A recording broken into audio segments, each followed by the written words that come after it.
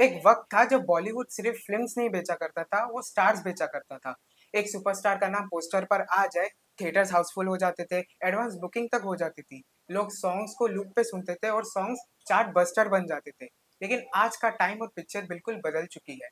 जानवी कपूर, अनन्या पांडे, अर्जुन कपूर जैसे कई star kids को ऑडियंस ने रिजेक्ट किया। और मैं सिर्फ नेपो किड्स की बात नहीं कर रहा। सलमान खान जैसे मेगा स्टार्स की रिसेंट फिल्म्स का पहले जैसा क्रेज नहीं रहा। राजकुमार राव जैसे टैलेंटेड एक्टर की कई प्रोजेक्ट्स एक्सपेक्टेड इम्पैक्ट क्रिएट नहीं कर पाई। तो सवाल ये नहीं है कि क्या स्टार्स बदल गए हैं, सवाल ये है क्या ऑडियंस बदल गई है। अगर बदल गई है तो कितनी। बहुत लोग बॉलीवुड के करंट फेज को उसके गोल्डन एरा से कंपेयर करते हैं। कुछ लोग डीडीएलजे को याद करते हैं, कुछ दिल चाहता है को, कुछ थ्री इडियट्स को, तो कुछ दंगल को। लेकिन कंपैरिजन का स्टार्टिंग पॉइंट शायद गलत है। असली टर्निंग पॉइंट था कोविड। कोविड ने सिर्फ लाइफस्टाइल नहीं बदला, उसने एंटरटेनमेंट कंज्यूम करने का तरीका या बोल सकते हैं पैटर्न भी बदल दिया। लोग घरों में थे और हर घर में ओटीटी प्लेटफॉर्म्स आ गए। Netflix, Amazon Prime, Disney plus Hotstar, Sony Liv, Zee five जैसे और कई चैनल्स। लोगों के पास पहली बार इतने ऑप्शंस थे, और इतना ही नहीं, ऑडियंस के पास पहली बार इतनी चॉइसेस थी कि वो हर ओटीटी प्लेटफॉर्म्स पर एक्सप्लोर कर सके कि कौन सी मूवीज, कौन सी सीरीज आई है। और जब चॉइस बढ़ते हैं तो एक्सपेक्टेशंस भी ज्यादा बढ़ जाती है। पहले बॉलीवुड का कंपटीशन सिर्फ बॉलीवुड होता था, आज बॉलीवुड का कंपटीशन पूरी दुनिया है। आज के व्यूअर्स के ड्रामा यानी कोरियन ड्रामास देखते हैं, हॉलीवुड सीरीज को बिंज वॉच करते हैं, स्पेनिश थ्रिलर्स देखते हैं, जापानीज एनीमे फॉलो करते हैं, ट्रू क्राइम डॉक्यूमेंट्रीज सीरीज को कंज्यूम करते हैं, और उसके बाद बॉलीवुड देखते हैं। नेचुरली कंपैरिजन तो होगा। अब ऑडियंस एंटरटेन होना नहीं चाहती, वो क्वालिटी चाहती है, और इसीलिए स्टैंडर्ड्स बदल गए हैं या बोल सकते हैं हाई हो गए हैं। और शायद सबसे बड़ा चेंज यही है, हीरो वर्शिप धीरे धीरे कम हो गई है। एक वक्त था जब एक्टर ही ब्रांड हुआ करता था, आज के टाइम पे कंटेंट ब्रांड है और आगे भी बनता रहेगा। पहले लोग पूछते थे हीरो कौन है, आज लोग पूछते हैं स्टोरी क्या है, ट्रेलर कैसा है, रिव्यूज कैसे हैं, वर्ड ऑफ माउथ कैसा है। और आज के टाइम पे बड़ा नाम होना सिर्फ सक्सेस गारंटी नहीं करता।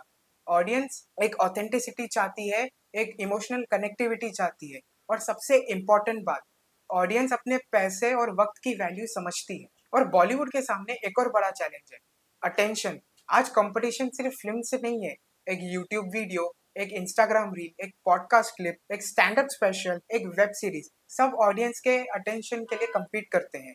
पहले एंटरटेनमेंट डेस्टिनेशन हुआ करता था, आज एंटरटेनमेंट हर स्क्रीन पर अवेलेबल है।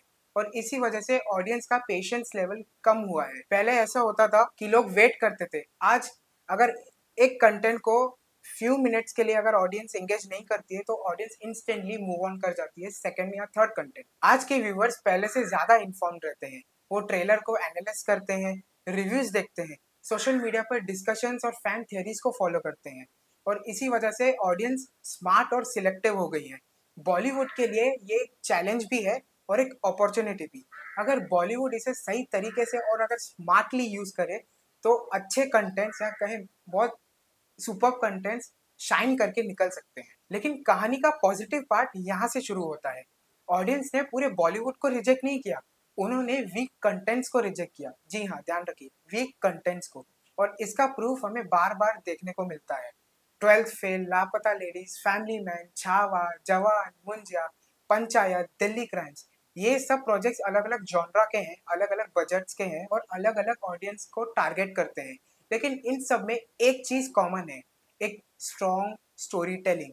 जी हाँ, जो कि ऑडियंस आज के टाइम में हमेशा से चाहती है, एक स्ट्रॉन्ग स्टोरी टेलिंग। शायद बॉलीवुड का सबसे पॉजिटिव डेवलपमेंट ये है कि राइटिंग को वापस से स्पॉटलाइट मिली।